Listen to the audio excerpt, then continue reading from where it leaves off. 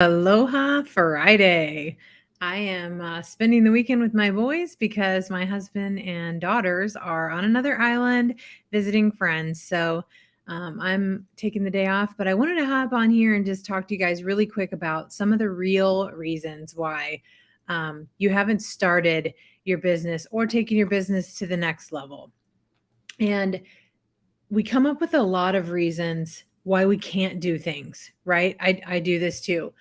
Some of the reasons why I couldn't really start my business were because I thought no one would pay me. I thought I wouldn't make enough money to quit my full-time job. I did not think I could replace my income working for myself.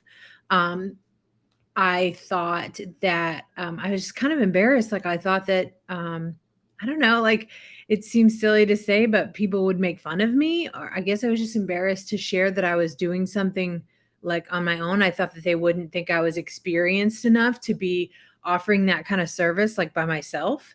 Um, my business hasn't been a secret magic trick, right? It hasn't been an overnight success. It hasn't been a quick moneymaker. It hasn't been I launched and made $1 million in a weekend, right? There's no gimmick to what I've done. I was building material over time that I never shared with anyone for a year. I had a business idea for a consulting business that I wanted to do for over a year and never told anyone. It was several months before I even told my husband. That's how embarrassed I was. Embarrassed when I told him, right? So some of the real reasons why we don't do the things that we want to is fear, the fear of what others will think, the fear of failure, the fear of judgment, or things will be hard or it won't work out. The other thing is, what I see a lot of and what I did to myself is expectations about how things are supposed to be before we can do something, right? I see this all the time that, well, here's a perfect example. When I pay off my school loans, then I can start a business. I can tell you 100% certainty, you do not have to pay off your school loans before you start a business. You know how I know that? Because I still have school loans, a lot. So I got my LPN, my RN, my ASN, my BSN, and my MSN, right? I have school loans. It did not stop me or hinder me from starting a business in any way. It is actually helping me to have more income to put on those. So if anything, I don't think I ever would have started because I never would have had my loans paid off in time. And one expectation leads to another, right? It's an excuse. So even if you don't think it's an excuse, when you say I'm gonna wait until I'm totally debt free and then I'll start a business because I'll be able to afford, to make less money, right? That makes sense when you say that. But the reality is that if you paid off your school loans in 10 years and you did a great job and paid them off in 10 years, then your kids will be ready to go to college and then you'll be like, "Well, man, I got to pay I can't afford to quit my job. My job is guaranteed income. I can't make less money. My kids are going to go to college. I'm going to have to pay for that. I can't afford to start a business right now."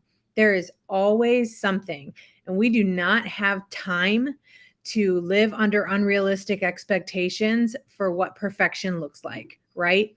So I'm not saying that to make you feel bad about making excuses. I'm saying that because we can all start taking small steps that build up and not have unrealistic expectations.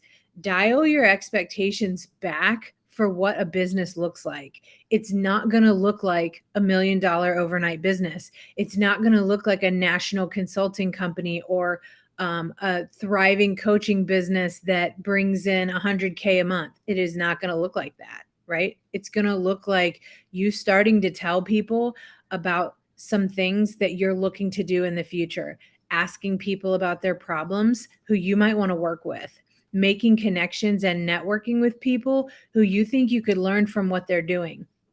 I have a consultant who I have followed for almost 4 years now, and I bought her book. I was in her book beta test before her book launched 3 years ago, maybe 4 years ago. And I learned from her. I saw how she was building her group and her audience and how she was building contracts. I followed all her content and I started just thinking about those things, how those would look for me. And it took me a long time to get to the point where I felt like I was confident enough to act on those. And I don't want other people to take as long as I took because there was nothing holding me back except my own expectations.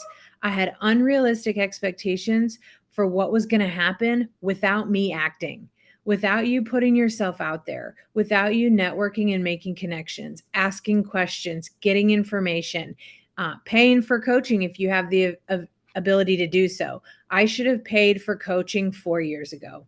I started paying for coaching a year ago, and now I have a six-figure business. My business has exploded. So it's like, had I done that 4 years ago when I started following this other consultant, had I said, I need to pay for your coaching, number one, it was way more affordable then because she was just getting started. I could have got into her program for $1,000. I should have done it because I probably would be a lot farther ahead now had I done that.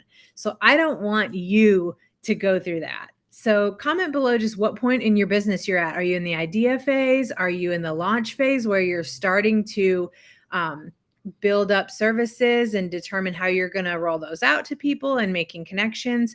Are you in the startup phase where you've launched and you're trying to get clients?